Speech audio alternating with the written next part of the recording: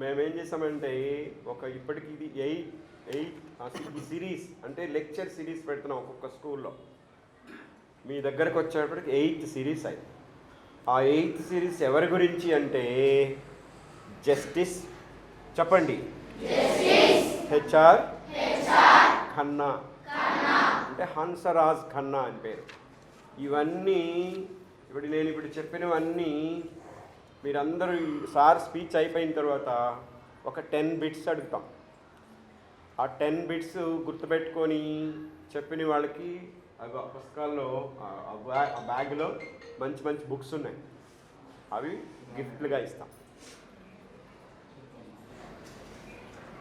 చూడండి, greatest Indian jurist series HR Khanna గురించినటువంటి speech.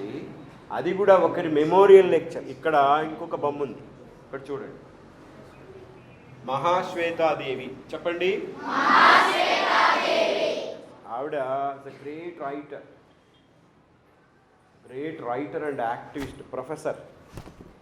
Tribal rights కోసం బోల్డ్ పుస్తకాలు రాస్తుంది. ట్రైబల్స్ చూడండి, ఇండియాలో రకరకాల ప్రజలు ఉంటారు.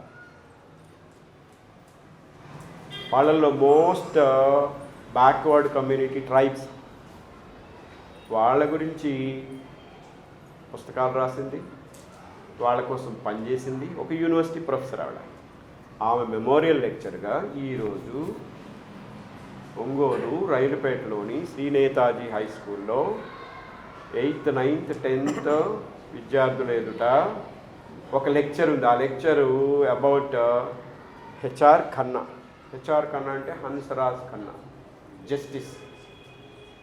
మన మధ్య కరీముల్లా గారు హైకోర్టు న్యాయవాది. ఇక్కడ కింద క్వాలిఫికేషన్స్ ఉన్నాయి, మీకు కనపడటం లేదు, అవి చెప్తాను. మళ్ళీ మళ్ళీ ఈ స్పీచ్ అయిపోయిన తర్వాత క్విజ్లో అది కూడా ఒక క్వశ్చన్ ఉంటుంది. మేము ఎట్లాగో మీకు కనపడటం లేదు కాబట్టి మీరు అది చూడకుండా చెప్పాలన్నమాట.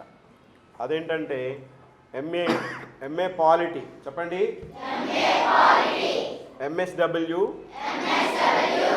PG, డిఐహెచ్ఎల్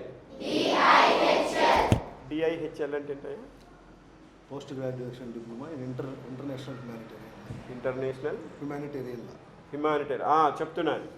PG diploma in humanitarian law, PG DIHL అంటే మళ్ళీ ఇంకోసారి చెప్పనా, international humanitarian. PG diploma in international humanitarian law. ఇంకోటి ఎల్ఎల్ఎం అంటే అయ్యా మాస్టర్ ఆఫ్ లాస్.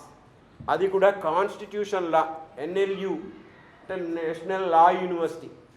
చివరిలో PhD. ఓవైపు ప్రాక్టీస్ చేస్తూనే ఆయన PhD డాక్టరేట్ కూడా చేస్తున్నాడు. సార్కి ఒకసారి మీ అందరు గట్టిగా చప్పట్లు కొట్టండి.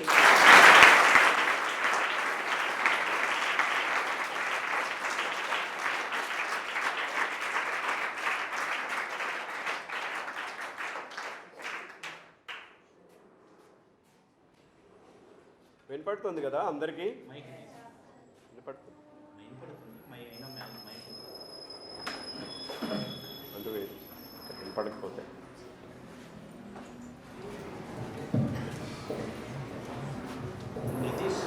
హలో అయ్యో వినపడుతుందా? ఇలా వినపడిందా? ఇందాకలాగే బాగుందా? ఇందాకే బాగుందా? ఇప్పుడు బాగుందా?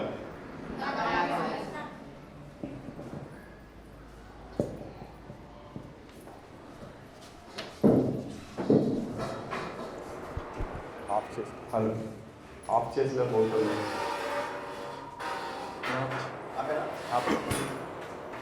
అవసరమైనప్పుడు పెట్టుకో. చూడండి, మనకు రాజ్యాంగం ఉంది కదా. మైకే కరెక్ట్. అయ్యా ఒకసారి హలో అయ్యా మైక్ పెట్టమ్మా.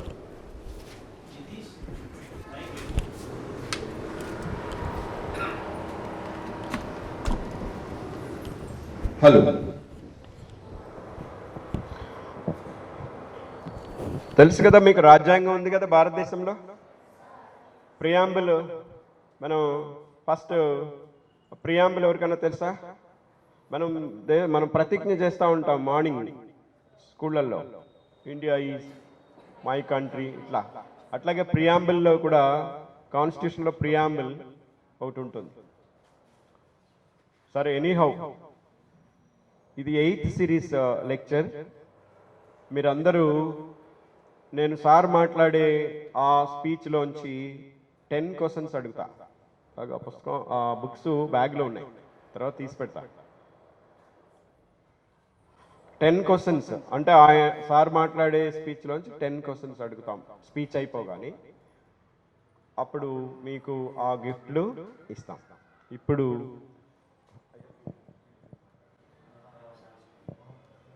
మల్లికార్జున సార్ని మొదట 2 మాటలు ఈ కార్యక్రమాన్ని ఉద్దేశించి మాట్లాడాల్సిందిగా మీ పక్షాన ఆహ్వానిస్తున్నాను.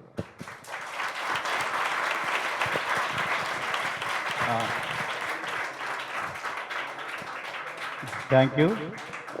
ముందుగా ఈరోజు మన పాఠశాలకు విచ్చేసి మీ అందరితో మంచి టాపిక్ గురించి మాట్లాడడానికి మన పాఠశాలను ఎంచుకున్నటువంటి జానుడి మన రవి సార్కి, అలాగే కరిముల్లా సార్కి, మరి వచ్చిన ఇస్మాయిల్ గారికి అందరికీ ధన్యవాదాలు సార్. అయితే మన పాఠశాలతో నాతో రవికుమార్ సార్కి మంచి సంబంధం ఉంది. ఎప్పటి నుంచి కూడా మన పాఠశాల ఎదగాలని, మన పాఠశాలకు అన్ని విధాలుగా సపోర్ట్ చేస్తున్న మన రవికుమార్ సార్కి కూడా అందరూ కూడా గట్టిగా ఒకసారి క్లాప్స్తో తెలియజేయాలి. నాకు ఎలాంటి నిర్ణయం తీసుకోవాలన్నా ఎప్పుడైనా కూడా అర్ధరాత్రి ఫోన్ చేసినా కూడా ఫోన్ ఎత్తి నేనున్నాను సార్ అంటూ నన్ను ఎన్నుంటి నడిపించే రవికుమార్ సార్కి ఎంత చెప్పినా తక్కువే, నా కుటుంబ సభ్యుల్లాగా.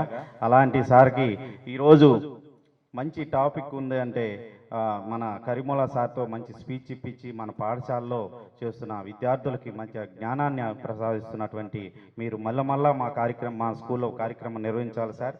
జానుడికి ఇప్పుడు కూడా మా పాఠశాల ఎప్పుడు సపోర్ట్ చేస్తుందని కోరుకుంటూ మీ అందరూ కూడా చక్కగా ఈ కార్యక్రమాన్ని వినియోగించుకోవాలని కోరుకుంటూ thank you sir. Thank you very much.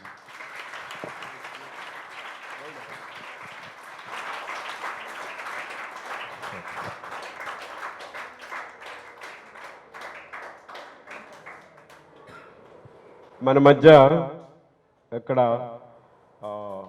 ముస్లిం హక్కుల పరిరక్షణ సమితి, ఓకే, మనం ఇక ప్రోగ్రాంలోకి వెళ్దామా? వినడానికి సిద్ధంగా ఉన్నారా? చూడండి, మీరు అందరూ మిమ్మల్ని చూస్తూ ఉంటే మీలో చాలామంది డాక్టర్స్ కనపడతా ఉన్నారు, ఇంజనీర్స్ కనపడతా ఉన్నారు,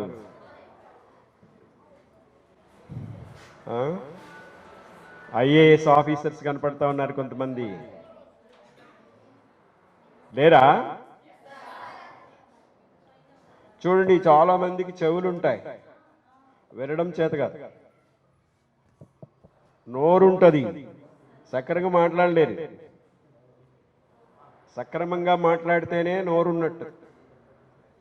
మంచి విషయాలు వింటేనే అవి చెవులు. ఇప్పుడు మంచి విషయాలు చూడండి, జ్యూరిస్ సుప్రీంకోర్టు ప్రధాన న్యాయమూర్తుల్లో 8వ ఆయన గురించి చెప్పుకుంటా ఉన్నాం మనం. Justice HR Khanna. HR Khanna అంటే పూర్తి పేరు సాయంత్రం అడుగుతాను నేను ఇంకాసేపటి తర్వాత. అట్లాగే ఇక్కడ ఇందాక కూడా చెప్పాం, వాడు మళ్ళీ అడుగుతాం. ఎనీహౌ మన మధ్య ఉన్నటువంటి కరిముల్లా గారు మన ఇక్కడ కోర్టులోను హైకోర్టులోను అడ్వకేట్గా ఉన్నారు. ఆయన ఇప్పుడు స్పీచ్ని స్టార్ట్ చేయాల్సిందిగా కోరుతూ మీరు మీ చప్పట్లతో ఆహ్వానించాల్సిందిగా కోరుతారు.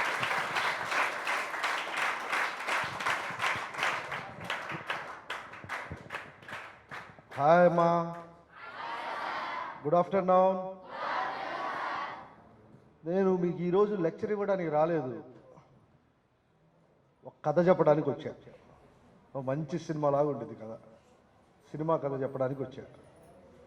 మరి సినిమా కథ మీకు చెప్పడానికి నాకు అవకాశం ఇచ్చినటువంటి Janudi center for literature doctor Nukathoti Ravikumar గారికి, ఈ కళాశాల కరస్పాండెంట్ ప్రిన్సిపాల్ అయినటువంటి మల్లికార్జున్ గారికి ముందుగా థ్యాంక్స్ చెప్పుకుందామా? మీకు కథ చెప్తానన్నాను కదా, కథ చెప్పే ముందు మీకు అందరికి కూడా, మీరు అందరు English మీడియమా Telugu మీడియమా? 7th 8th 9th 10th 8th 9th 10th అంతేనా? మీ అందరికీ కాన్స్టిట్యూషన్ అనే మాట విన్నుంటారు కదా, తెలుగులో ఏమంటారు? Very good, very good. Indian constitution అంటే భారత, అసలు ఏంటి రాజ్యాంగం అంటే ఏంటి, కాన్స్టిట్యూషను అని చెప్పి మనం ఈరోజు మాట్లాడుకుందాం.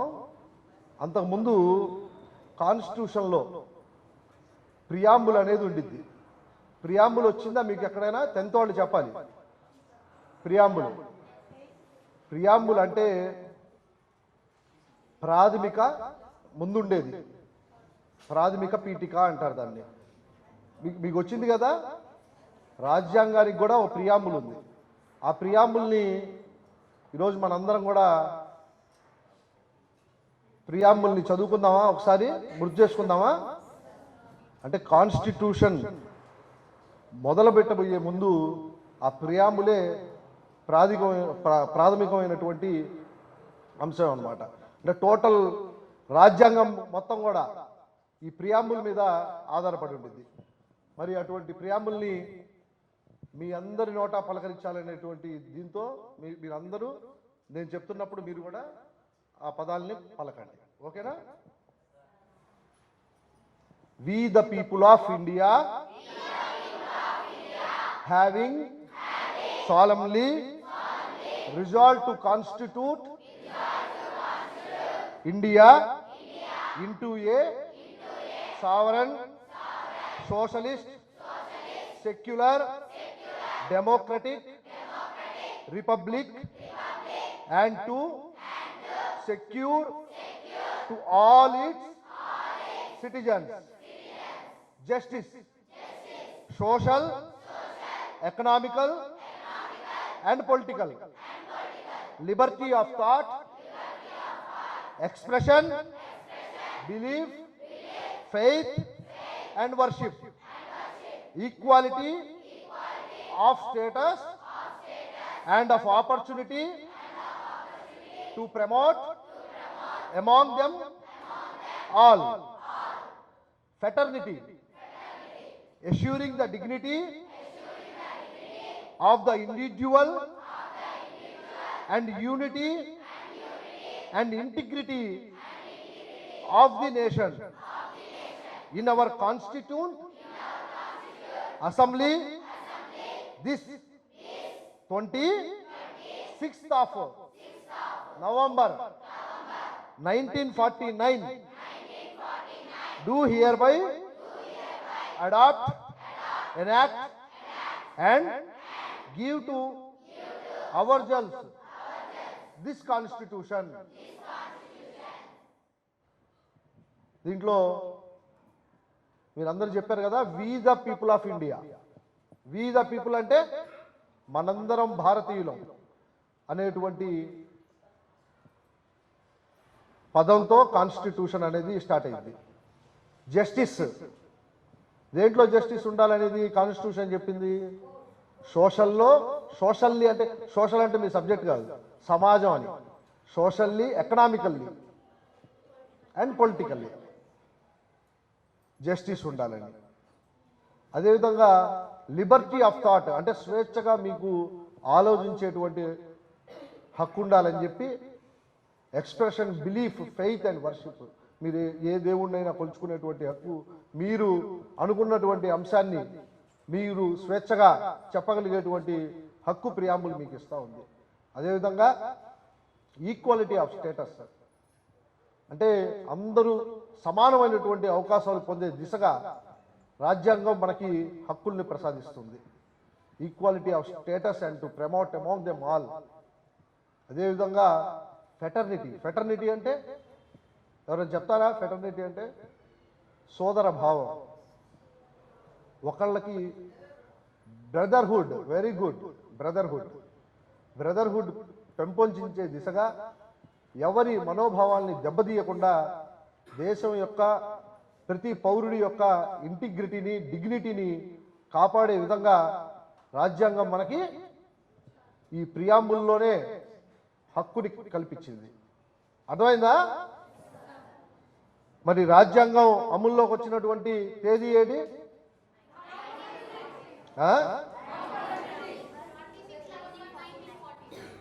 రాజ్యాంగం అమల్లోకి వచ్చినటువంటి తేదీ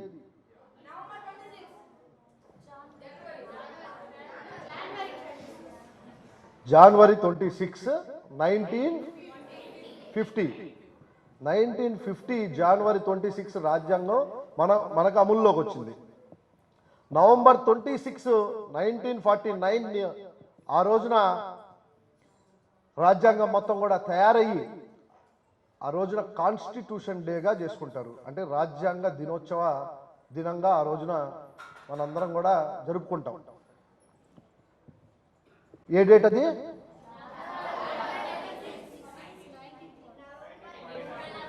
November 26. Okay, very good. మరి రాజ్యాంగం ఏర్పడిన తర్వాత బ్రిటిష్ వాళ్ళు మన దేశాన్ని విడిచి వెళ్ళిపోయాక మనం రాజ్యాంగం తయారు చేసుకున్నాం. ఆ రాజ్యాంగం ఏర్పడిన తర్వాత మనకి సుప్రీంకోర్టు అనేటువంటి ఒక కోర్టుని ఏర్పరచుకున్నాం. సుప్రీంకోర్టు అంటే భారతదేశంలో ఉన్నటువంటి అన్ని కోర్టులలో కూడా, అంటే హైకోర్టులకి, డిస్ట్రిక్ట్ కోర్టులకి అన్నిటికి కూడా ఎపెక్స్ కోర్టు, అంటే పెద్ద న్యాయస్థానం అని. ఆ సుప్రీంకోర్టులో పనిచేసినటువంటి ఒక మహోన్నతమైన వ్యక్తిత్వం కలిగిన ఒక డేరిస్ట్ అండ్ డాషింగ్ హీరోగా, legend of the Indian independent జ్యుడిషియరీగా చెప్పుకునేటువంటి ఒక వ్యక్తి గురించి మనం ఈరోజు మాట్లాడుకోబోతున్నాం. ఆ వ్యక్తి పేరు none other than HR Khanna, Hansraj Khanna. ఏంటి? మళ్ళీ చెప్పాలి. హన్స్రాజ్ ఖన్నా అనేటువంటి ఆయన జూలై 3వ తేదీన 1912లో, జూలై 3వ తేదీన 1912లో ఆయన జన్మించాడు. మరి ఈరోజు మామూలుగా 60 సంవత్సరాలు బతకడం ఎక్కువ, కానీ ఆయన 2008 25 ఫిబ్రవరిన పరమపదించారు. ఈ లోకాన్ని విడిచి మరి స్వర్గస్థులయ్యారు. అంటే దాదాపు 1912 నుంచి 2008 అంటే ఎన్ని సంవత్సరాలు? 90 కాదమ్మా, 1912లో ఒక వ్యక్తి జన్మించి 2008లో చనిపోయాడంటే ఎన్ని సంవత్సరాలు అతనికి? 90 చేంజ్ ఉంటుంది కదా.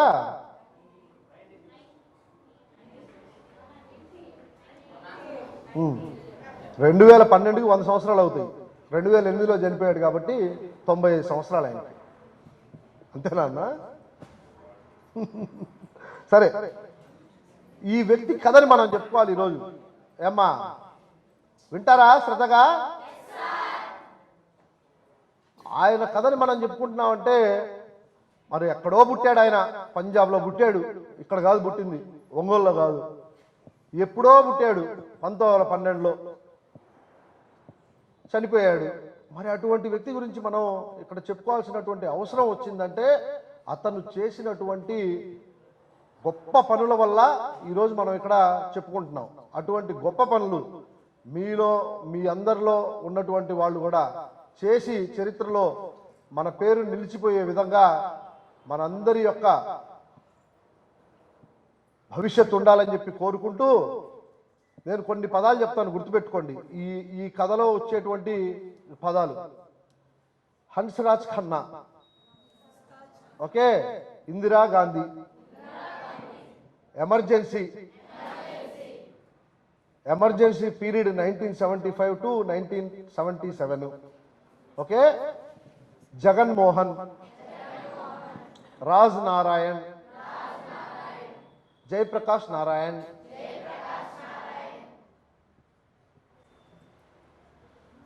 ఇవన్నీ కూడా ఈ కథలో మీకు ముందు ముందు తారసపడతాయి. మరి 1912లో జన్మించినటువంటి హన్స్రాజ్ ఖన్నా వాళ్ళ నాన్న కూడా న్యాయవాదే.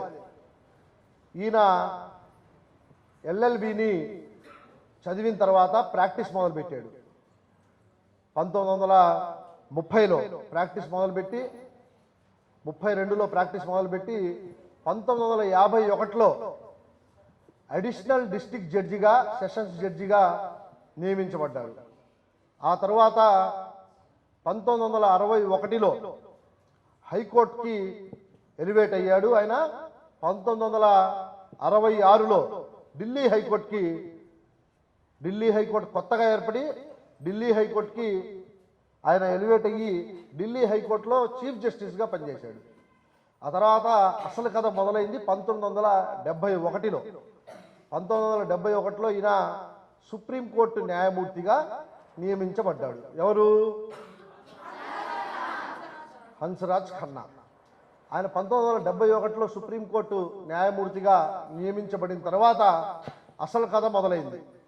అసలు ఏంటి కథ, ఏంటి విషయం అని చెప్పి, ఏ బాబు వినాలి నువ్వు అని చెప్పి మనం పరిశీలిస్తే 1971 అంటే ఇప్పుడు ఎంతమ్మా? అంటే 52 సంవత్సరాల కిందటి నుంచి మనం విషయాల్ని పరిశీలించుకుంటా రావాలన్నమాట. 50 సంవత్సరాల కిందట జరిగిన కథ ఇది. 1971లో ఆయన సుప్రీంకోర్టు న్యాయమూర్తిగా నియమించబడిన తర్వాత ఈ కాన్స్టిట్యూషన్కి సంబంధించినటువంటి ఒక పెద్ద కేసు వచ్చింది ఆయన దగ్గరికి. 13 మంది న్యాయమూర్తులు ఈ కేసుని పరిష్కరించడానికి కూర్చున్నారు. ఆ కేసు పేరు ఏంటంటే కేశవానంద భారతి కేసు. ఏం case? Kesavananda Bharati versus state of Kerala అనే కేసు. అది వర్సెస్ అంటే ఇప్పుడు మీరు నేను కేసు వేసుకోవాలనుకోండి, నీ పేరేంటమ్మా అంటే కరీముల్లా వర్సెస్ సంతోష్ అని చెప్పి వేస్తారు కేసు కోర్టులో. కేసు వేసేటప్పుడు అంటే నాకు ఆ అబ్బాయికి మధ్య జరిగే కేసు అనమాట. అలాగే కేశవానంద భారతి అనేటువంటి ఒక సంస్థ, అది ఆ సంస్థకి స్టేట్ ఆఫ్ కేరళకి మధ్య జరిగినటువంటి కేసు. ఈ కేసు సుప్రీంకోర్టులో వచ్చింది. సుప్రీంకోర్టులో వచ్చినప్పుడు ఒక కేసుని పరిష్కరించడానికి ఎంతమంది జడ్జీలు ఉంటారు మామూలుగా ఒక కేసు గురించి? సాధారణంగా ఒకళ్ళే ఉంటారు. ఇద్దరు ఉన్నారనుకోండి డివిజన్ బెంచ్ అంటారు. మరి 13 మంది ఉంటే 13 మంది సుప్రీంకోర్టు న్యాయమూర్తులు కలిసి ఒక కేసుని మరి పరిష్కరించడానికి కూర్చున్నారంటే ఆ కేసు ఎంత ప్రభావితమైనటువంటి కేసో మనందరం కూడా అర్థం చేసుకోవచ్చు. ఏం కేసు అది? Very good. ఈ కేసు గురించి కాన్స్టిట్యూషనల్ బెంచ్ అంటారు. ఈ 13 మంది న్యాయమూర్తుల యొక్క బెంచ్ని కాన్స్టిట్యూషనల్ బెంచ్ అంటారు. ఈ కాన్స్టిట్యూషనల్ బెంచ్లో జస్టిస్ హెచ్ఆర్ ఖన్నా కూడా ఒకరు. మరి ఆ ఒక్కరి గురించే 12 మంది గురించి మాట్లాడుకోకుండా ఒక్కరి గురించి ఎందుకు మాట్లాడుకుంటున్నామంటే ఆయన ఒక సిద్ధాంతాన్ని ఇందులో ప్రతిపాదించాడు. ఆ సిద్ధాంతం ఏంటో తెలుసా మీకు? Basic structure of the constitution. ఏంటి అంటే కాన్స్టిట్యూషన్ యొక్క బేసిక్ స్ట్రక్చర్ గురించి ఆయన మాట్లాడటం జరిగింది. ఈ బిల్డింగ్ ఉంది, మనం 3rd ఫ్లోర్లో ఉన్నాం. కింద బేస్ స్ట్రక్చర్ కరెక్ట్గా ఉంటేనే కదా ఈ బిల్డింగ్ నిలబడింది, అవునా కదా? మీ ఆఖరనున్న ఇద్దరు ఇటు రండి అమ్మా, ముందుకు కూర్చోండి. అరే బాబు నువ్వు ఆ పక్కన ఉన్నావు, ముందుకు రండి. బేసిక్ స్ట్రక్చర్ అనేది గట్టిగా ఉన్నప్పుడే మీరందరూ కూడా ఆ బేసిక్ స్ట్రక్చర్ మీద నిలబడగలుగుతారు, అవునా? అంటే ఇప్పుడు మీరు 10th క్లాస్ చదువుతున్నారు, మీకు సార్సు టీచర్స్ చెప్తా ఉంటుంటారు 10th క్లాస్లో మంచి మార్కులు తెచ్చుకోండి, ఇదే మీ లైఫ్లో బేసిక్ స్ట్రక్చర్ అయిపోతుంది అని చెప్పారా? అంటే ఆ పునాదులు వేసేటువంటి ఏదైతే ఉందో దాన్నే బేసిక్ స్ట్రక్చర్ అంటారు. అట్లాంటిది కాన్స్టిట్యూషన్కి కూడా ఒక బేసిక్ స్ట్రక్చర్ ఉండిద్దని, ఆ basic structure of the constitution అనేటువంటి సిద్ధాంతాన్ని మరి పొందుపరిచినటువంటి వ్యక్తి హెచ్ఆర్ ఖన్నా గారు. ఓకేనా, కూర్చోండి. ఈ బేసిక్ స్ట్రక్చర్ ఆఫ్ ది కాన్స్టిట్యూషన్ని 1973లో ఆయన ప్రతిపాదించడం జరిగింది, తీర్పిస్తా కూడా. అసలు ఎందుకు వచ్చింది ఈ సమస్య, ఏమిట్రా ఈ కథ అంటే, దీని ముందు ఇంకో కేసు ఉంది, Golaknath versus state of Punjab అనేటువంటి కేసు. ఆ కేసులో ఏమైందంటే, గోలక్నాథ్ అనేటువంటి ఫ్యామిలీ పెద్ద ఫ్యామిలీ అనమాట. ఇండియన్ ఇండిపెండెన్స్ వచ్చిన తర్వాత కొన్ని వేల ఎకరాలు జమీందారుల చేతుల్లో ఉండేవి. ఇంతకుముందు రాజులు ఉండేవాళ్ళు కదా, తెలుసు కదా మీకు. మరి బ్రిటిష్ ప్రభుత్వం వచ్చినప్పటికి కూడా జమీందారులు అట్లాగే కొనసాగించబడ్డారు. జమీందారీ వ్యవస్థని భారత స్వతంత్రం వచ్చిన తర్వాత రద్దు చేశారు. ఆ రద్దు చేసినప్పుడు, భారత స్వతంత్రం వచ్చిన తర్వాత జమీందారు వ్యవస్థని రద్దు చేసినప్పుడు ల్యాండ్ సీలింగ్ యాక్ట్స్ అనేవి పెట్టారు. ఏంటి అంటే, మీ దగ్గర కొంతమేరకే భూమి ఉండాలి. కొన్ని వేల ఎకరాలు, 10,000 ఎకరాలు, 15,000 ఎకరాలు ఇలా ఉండడానికి కుదరదు. అంటే అందరూ కూడా సమానంగా ఉండాలి కాబట్టి కొంతమేరకే భూములు ఉండాలని చెప్పేటువంటి ప్రతి స్టేట్ కూడా ఆ యాక్ట్లను తీసుకొచ్చారు. అలాంటి ఒక పంజాబ్లో వచ్చినటువంటి సీలింగ్ యాక్ట్ని ఛాలెంజ్ చేస్తూ ఈ యొక్క కేసు జరిగింది, గోలక్నాథ్ అనేటువంటి case. Golaknath versus state of Punjab. అసలు ఈ కేసు ఎందుకు జరిగిందిరా అంటే, ఫండమెంటల్ రైట్స్ గురించి. మీకు ఫండమెంటల్ రైట్స్ గురించి తెలుసా? వచ్చాయా మీకు క్లాస్లో ఫండమెంటల్ రైట్స్? ఎవరైనా చెప్పగలరా ఏ ఆర్టికల్ నుంచి ఏ ఆర్టికల్ వరకు ఫండమెంటల్ రైట్స్ అనేది? ఎనీవన్? ఏ ఆర్టికల్ నుంచి చెప్పమ్మా, తెలిస్తే చెప్పమ్మా. కాన్స్టిట్యూషన్లో ఆర్టికల్ 12 to ఆర్టికల్ 35 వరకు, ఎక్కడి నుంచి ఎక్కడి వరకు? ఫ్రమ్ ఆర్టికల్ 12, ఆర్టికల్ 12 నుంచి 35 వరకు పార్ట్ 3 ఆఫ్ ది కాన్స్టిట్యూషన్గా ఫండమెంటల్ రైట్స్ని పొందుపరిచారు. ఆ ఫండమెంటల్ రైట్స్కి భంగం కలిగించినప్పుడు మనం ఆర్టికల్ 226, ఏంటి ఏం ఆర్టికల్? 226 ద్వారా హైకోర్టుకి, ఆర్టికల్ 32 ద్వారా సుప్రీంకోర్టుకి మనం వెళ్ళొచ్చు. ఎప్పుడు వెళ్ళాలి మనం ఆర్టికల్ 226 ద్వారా, 32 ద్వారా? ఫండమెంటల్ రైట్స్కి ఏదైనా భంగం కలిగినప్పుడు. అసలు ఫండమెంటల్ రైట్స్ అంటే ఏంటో తెలిస్తే కదా మనం సుప్రీంకోర్టుకి కానీ హైకోర్టుకి కానీ వెళ్ళేది. నేనేం చెప్పాను మీకు, ఆర్టికల్ 12 నుంచి ఆర్టికల్ 35 వరకు ఫండమెంటల్ రైట్స్ అన్నాను. మరి ఆర్టికల్ 32 ద్వారా సుప్రీంకోర్టుకి వెళ్ళొచ్చు అని చెప్పి చెప్తున్నాను. అంటే సుప్రీంకోర్టుకి వెళ్ళేటువంటి హక్కు కూడా ఒక ప్రాథమిక హక్కు అనమాట.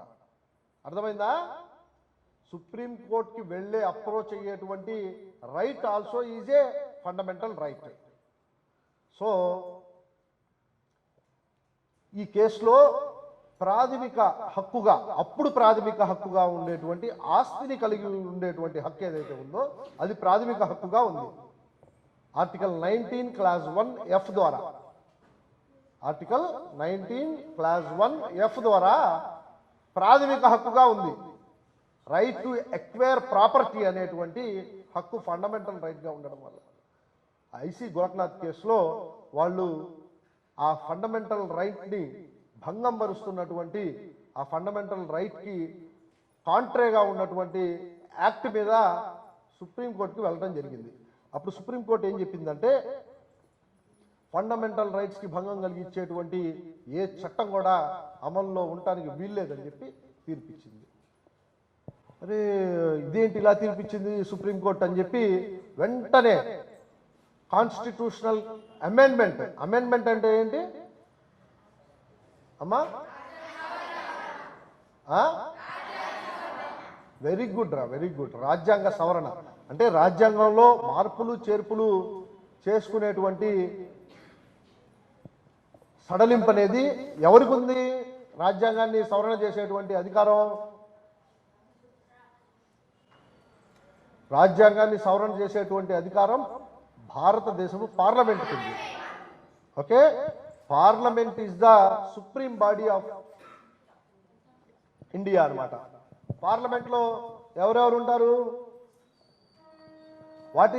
పార్లమెంట్ అంటే ఏంటమ్మా? పార్లమెంట్ ఏ ఏ కలిపితే పార్లమెంట్ అయింది చెప్పండి.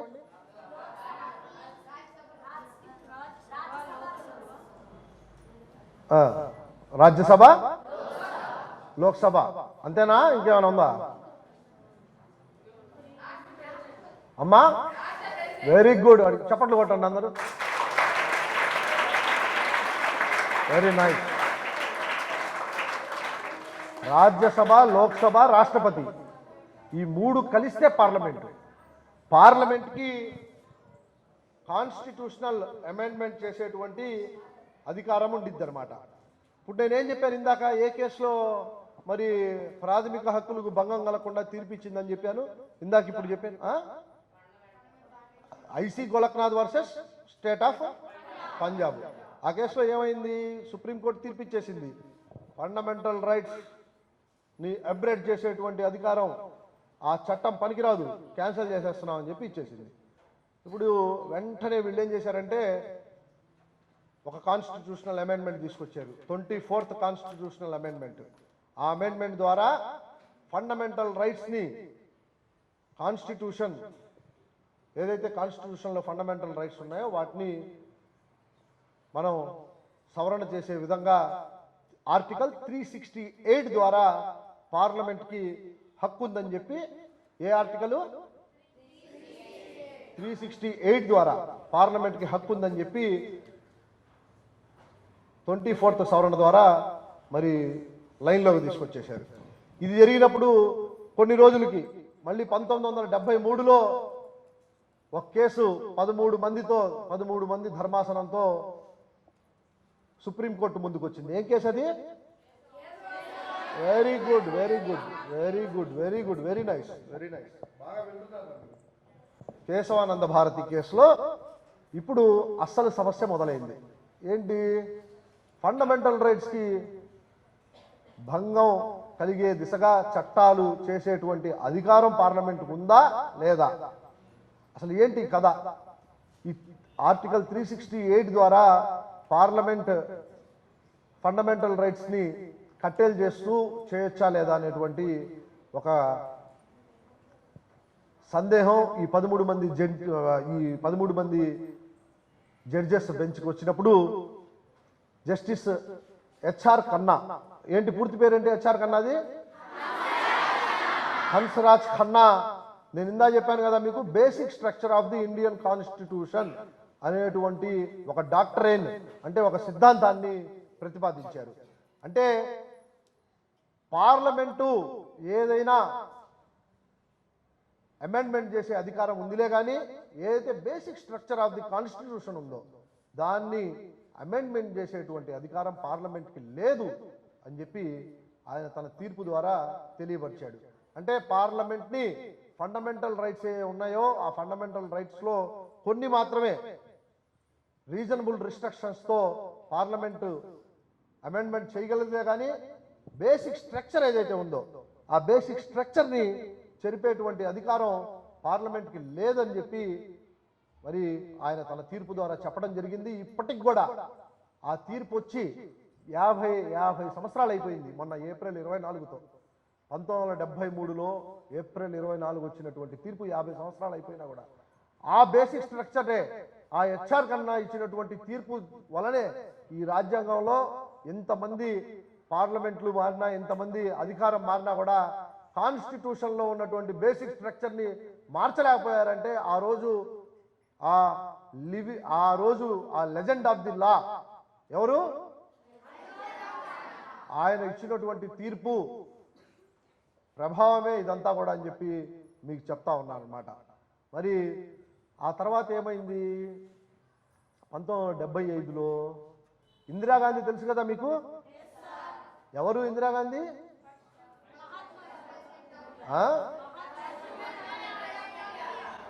First women. ఓకే, ప్రైమ్ మినిస్టరా ప్రెసిడెంటా? 1975లో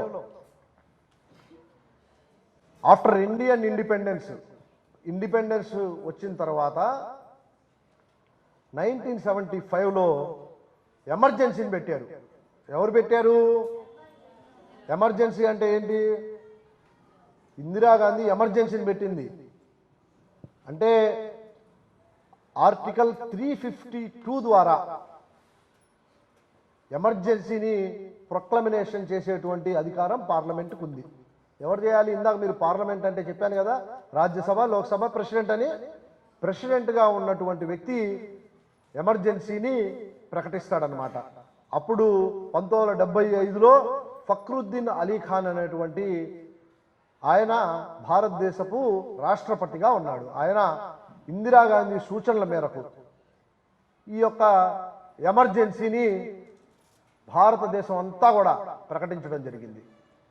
అసలు ఈ ఎమర్జెన్సీని ప్రకటించాల్సినటువంటి అవసరం ఏమొచ్చిందిరా?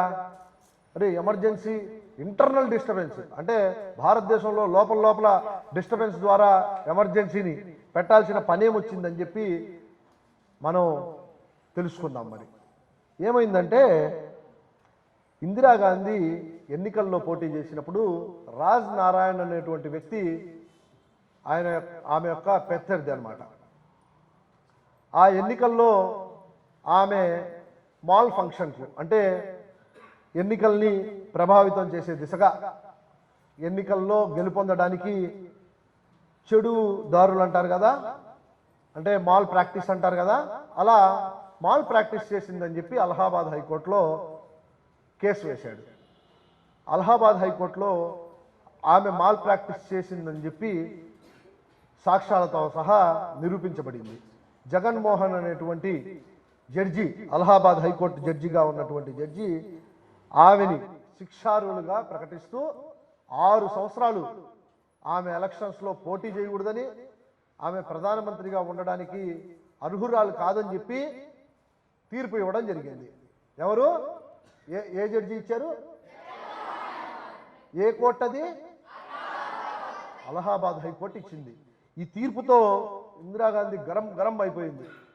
అరే, నేను ప్రైమ్ మినిస్టర్ని, నా మీదే ఒక హైకోర్టు జడ్జి తీర్పిస్తాడా అని చెప్పి అప్పటికప్పుడు ఈ ఎమర్జెన్సీని తీసుకొచ్చేసింది. ఎమర్జెన్సీ అంటే ఇంకేం పనిచేయవు, కోర్టులు, చట్టాలు, తీర్పులు ఇవన్నీ కూడా పనిచేయవు.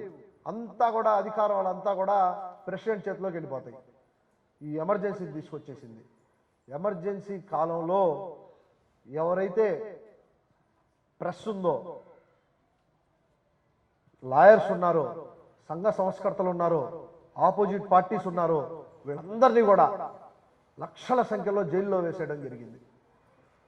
అరే, ప్రాథమిక హక్కుల్ని కాలరాయడం జరిగింది. ప్రాథమిక హక్కులు అంటే ఇంక మాట్లాడకూడదు. ఆర్టికల్ 226 ద్వారా మనం హైకోర్టుకు వెళ్తాం కదా, ప్రాథమిక హక్కులకు భంగం కలిగినప్పుడు. ఏ ఆర్టికల్?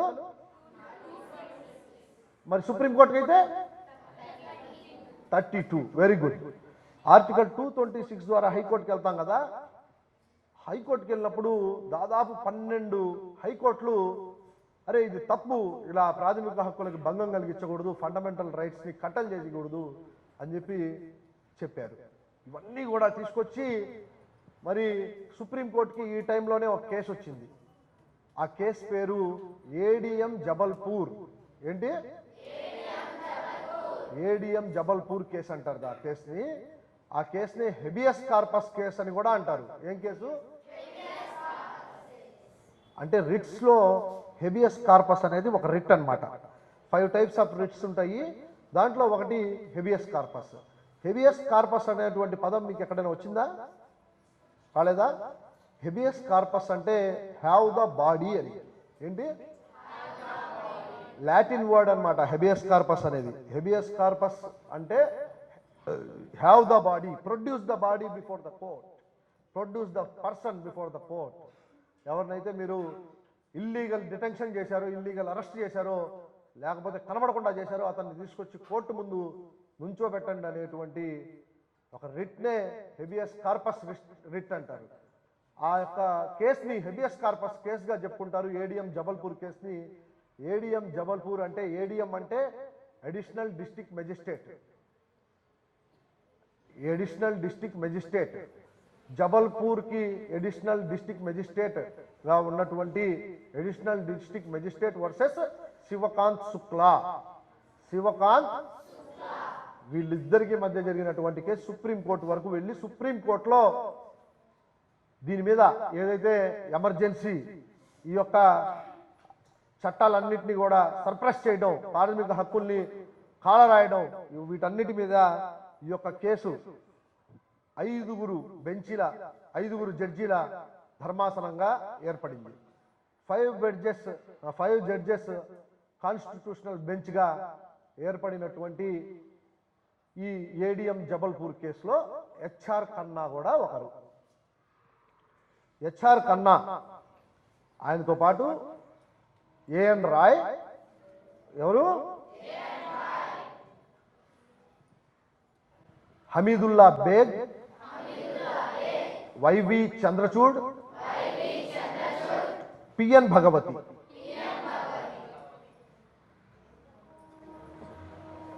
సుప్రీంకోర్టు ప్రధాన న్యాయమూర్తి ఎవరు ఇప్పుడు ఎవరైనా చెప్తారా? Anyone? Very good, very nice, very nice. అతనికి చప్పట్లు కొట్టండి.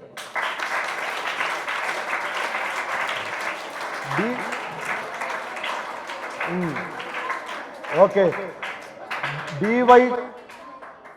డివై చంద్రచూడ్ వాళ్ళ నాన్నగారు వైవి చంద్రచూడ్.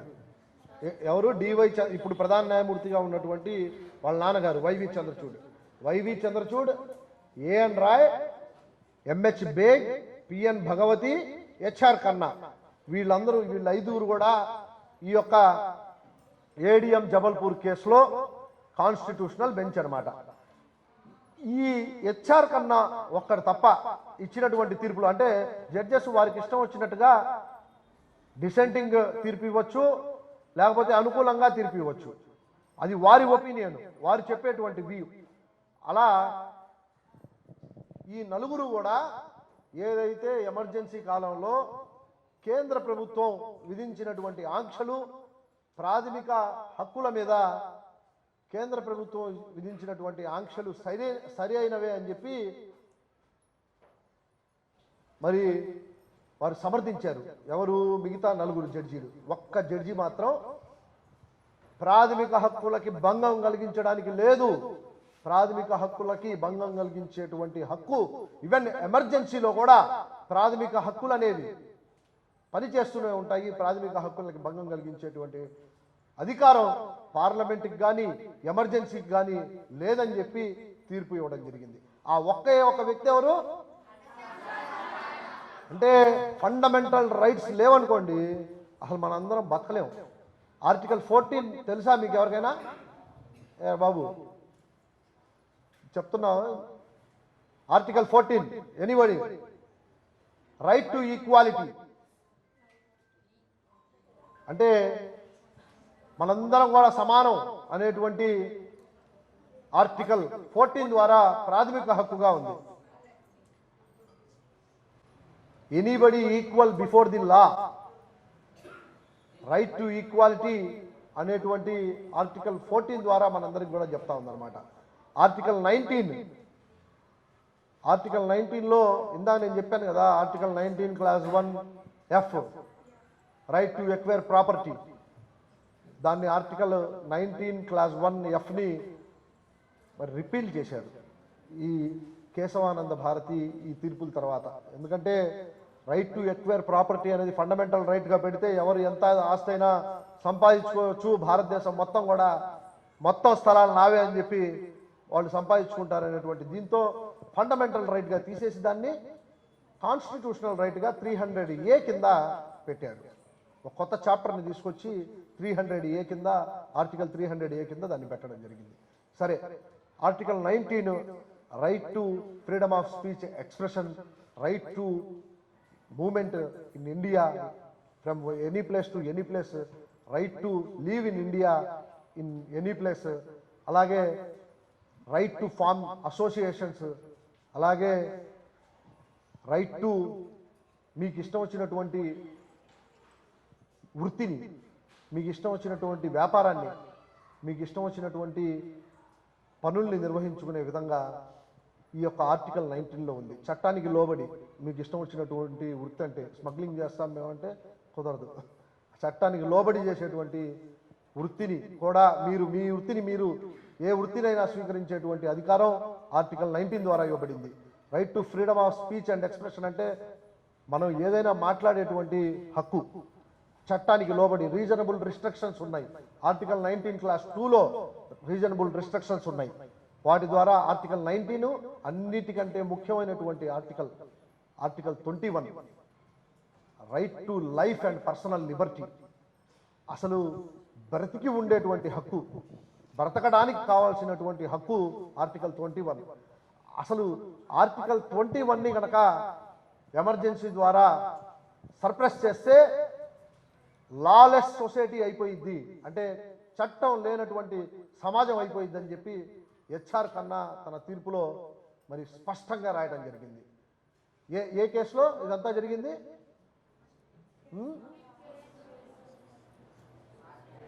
కేశవానంద భారతి కేసు ముందు అయిపోయింది, ఇప్పుడు కొత్త కేసు. ఇప్పుడు ఏం కేసు ఇది? ADM Jabalpur versus Shivkant Shukla.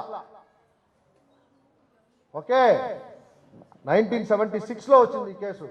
Emergency period 1975 to 1977. ఈ కేసులో ఇలా హెచ్ఆర్ కన్నా తీర్పు ఇవ్వడం ద్వారా ఎవరైతే సీనియర్ న్యాయమూర్తి ఉన్నారో, అంటే ప్రధాన న్యాయమూర్తి తర్వాత సీనియర్ న్యాయమూర్తి ఉన్నారో వాళ్ళు ప్రధాన న్యాయమూర్తి అవుతారు. అంటే ఒక ప్రొసీజర్ ఉండిద్ది. భారతదేశం స్వతంత్రం వచ్చిన తర్వాత ఈ ప్రొసీజరే అమలు అవుతా ఉంది.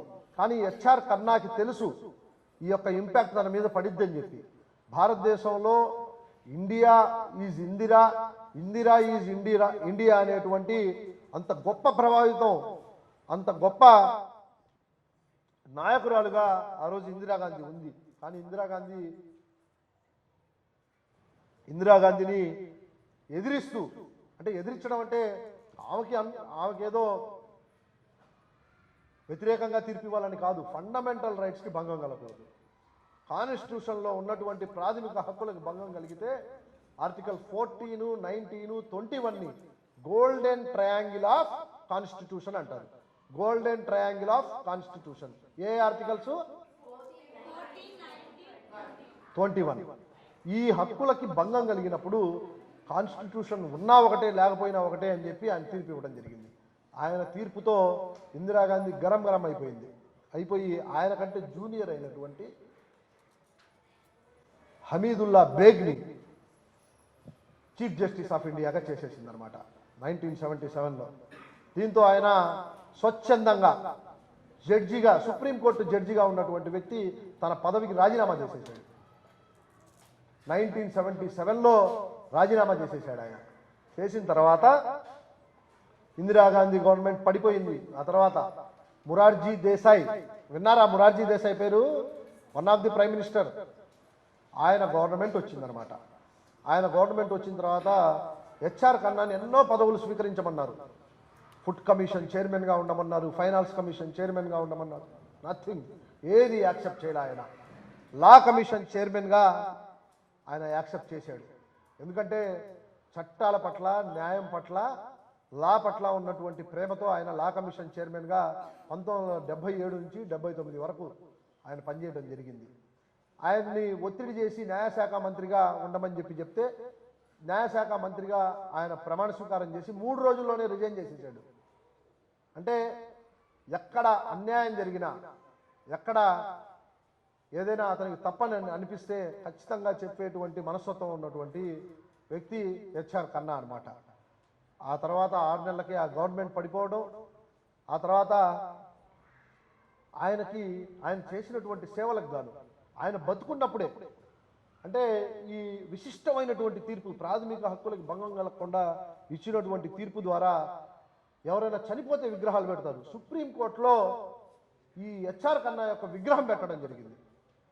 అంటే అంత గొప్ప మనిషి అనమాట ఆయన్ని గుర్తు చేసుకుంటూ మనం ఈరోజు మాట్లాడుకోవడం.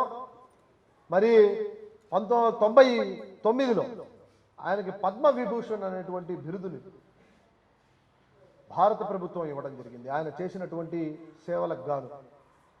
2008లో ఆయన చనిపోతే 2008 వరకు కూడా, ఆయన చనిపోయే ముందు రోజు వరకు కూడా ఆయన యాక్టివ్గానే ఉన్నాడు. ఆయన ఒక సంస్థ పెట్టుకొని ఆ సంస్థ ద్వారా, ఎన్జిఓ ద్వారా న్యాయపరమైనటువంటి, చట్టపరమైనటువంటి సేవలు అందిస్తూనే ఉన్నాడు. ఎన్నో కాలేజీలకి మరి గెస్ట్ లెక్చరర్గా పనిచేస్తూ తాను 1900 ఎప్పుడు ఆయన రిటైర్డ్ అయింది, 1977లో రిటైర్డ్ అయిన తర్వాత కూడా ఈ యొక్క న్యాయ వ్యవస్థలో పనిచేస్తూ భారత వికాస్ సమితి అనేటువంటి ఒక సంస్థను పెట్టి 2000 వరకు ఆయన దానికి అధ్యక్షుడిగా పనిచేశాడు. ఎన్నో చారిటీ సంస్థలకు, ఎన్జిఓలకు అధ్యక్షుడిగా పనిచేశాడు. అంటే ఈ కథంతా కూడా ఈ మహోన్నతమైనటువంటి వ్యక్తి హెచ్ఆర్ ఖన్నా గురించి మనం చెప్పుకున్నాం.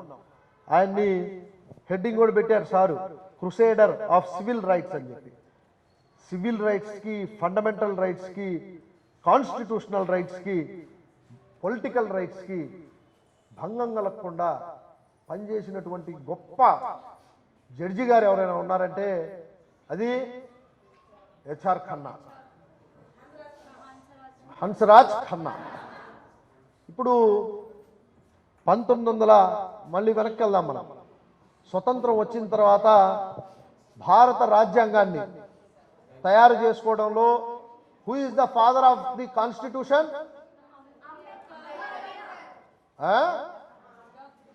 Who is the father of the constitution? గట్టిగా రావాలి, ప్రతి ఒక్కళ్ళు చెప్పాలి. డాక్టర్ బాబాసాహెబ్ అంబేద్కర్. ఆయన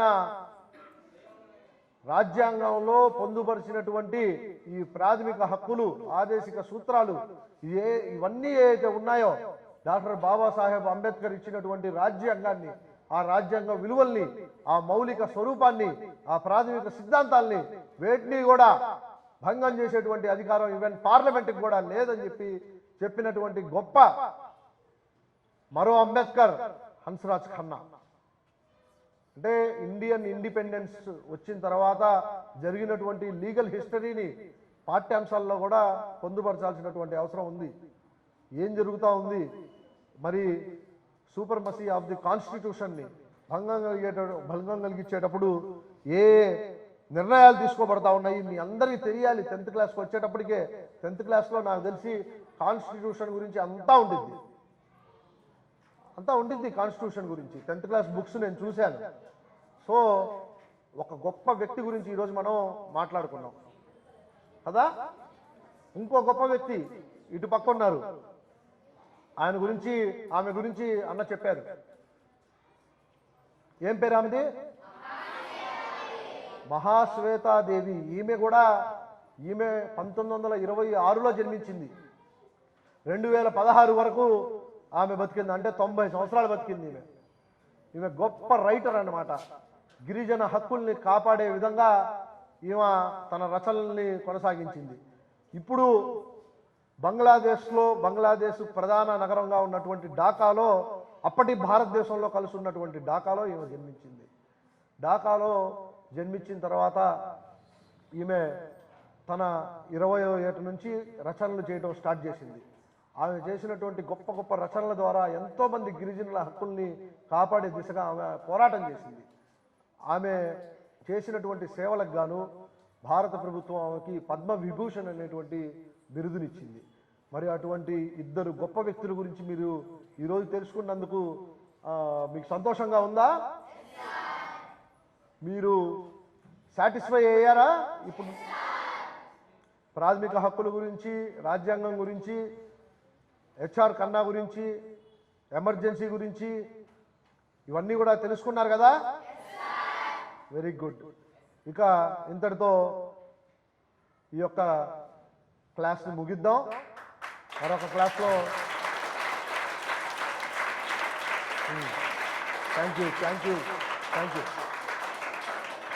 థ్యాంక్ యూ అమ్మా. ఈ క్లాస్ని ముగించి మళ్ళీ ఇంకో జూరిస్ట్తో మీ స్కూల్లో మళ్ళీ ప్రోగ్రామ్ చేద్దాం, మంచి ప్రోగ్రామ్. ఓకేనా? మంచి యాక్టివ్గా ఉన్నారు మీరందరూ కూడా. ఈరోజు ఎందుకు యూనిఫామ్ వేసుకోలేదు? ఓకే, రైట్ టు ఈక్వాలిటీ అనేది యూనిఫామ్లోనే ఉండిద్ది. పేదవారు, ధనికులు, ఆ కులం ఈ కులం అనేది కాకుండా అందరూ ఒకటే యూనిఫామ్ ఎందుకు పెట్టారు తెలుసా? రైట్ టు ఈక్వాలిటీ అనేటువంటి భావాన్ని మీ అందరిలో పెంపొందించడానికి.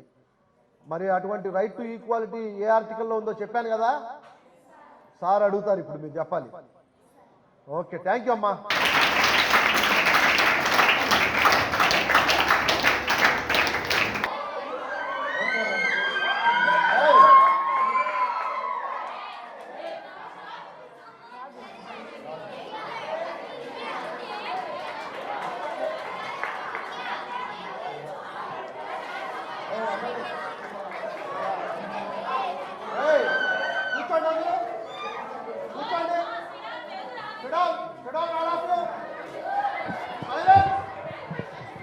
All of you sit down.